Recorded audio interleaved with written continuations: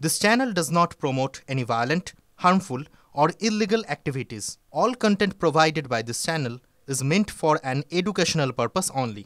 Top quality और consistent performance के लिए सिर्फ सिल्वर पंप्स नाम याद रखना। 26 ভোটের আগে গ্রামে গ্রামে হিন্দু সম্মেলনের ডাক আরএসএস এর শতবর্ষকে সামনে রেখে একগুচ্ছ পদক্ষেপের ডাক দিয়েছে সংঘ। হিন্দু সম্মেলনের পাশাপাশি চলবে গৃহ সম্পর্ক অভিযান। বিশেষ করে টার্গেট করা হচ্ছে উত্তরবঙ্গকে। পুজোর পর জেলায় জেলায় বিজয় সম্মেলনের আয়োজনের ডাক। বিজেপিকে অক্সিজেন দিতেই মাঠে নেমেছে আরএসএস, কটাক্ষ তৃণমূলের। যদিও আরএসএস এর দাবি হিন্দু উত্তরণের স্বার্থেই শতবর্ষ উপলক্ষে কর্মসূচি গ্রহণ করা হয়েছে। যদিও আরএসএস এর কর্মসূচিতে সুবিধা হবে বলেই জানিয়েছে বিজেপি।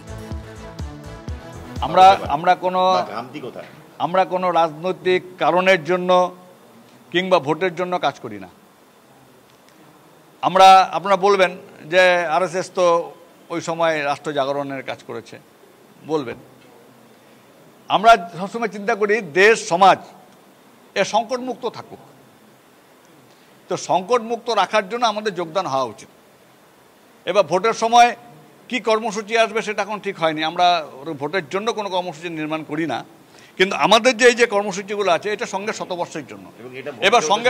এবার সঙ্গে শতবর্ষ হচ্ছে 2025 সালেই হবে। এটা যদি বলেন যে 2020-তে আমরা শতবর্ষ করে নিই কেন, এটা তো সম্ভব নয়। আরএসএস এর ঝাঁপানোটা অনেকটা ইনভিজিবল ম্যানের মতো, ওদের দেখা যায় না। ওরা বিভিন্ন বেশে বিভিন্নভাবে ওরা সংযোগটা রাখে এবং সেভাবে তাদের যে এজেন্ডা, সেই এজেন্ডা আরএসএস এর এজেন্ডাটা খুব পরিষ্কার এজেন্ডা।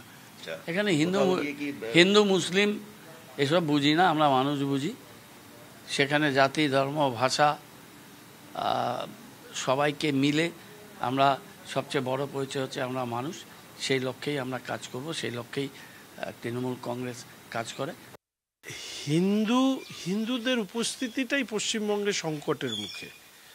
ভারতীয় জনতা পার্টি তার যে পলিটিক্যাল এজেন্ডা, সেই পলিটিক্যাল এজেন্ডাতেও হিন্দু এবং হিন্দুত্বের সংকটের কথা রয়েছে।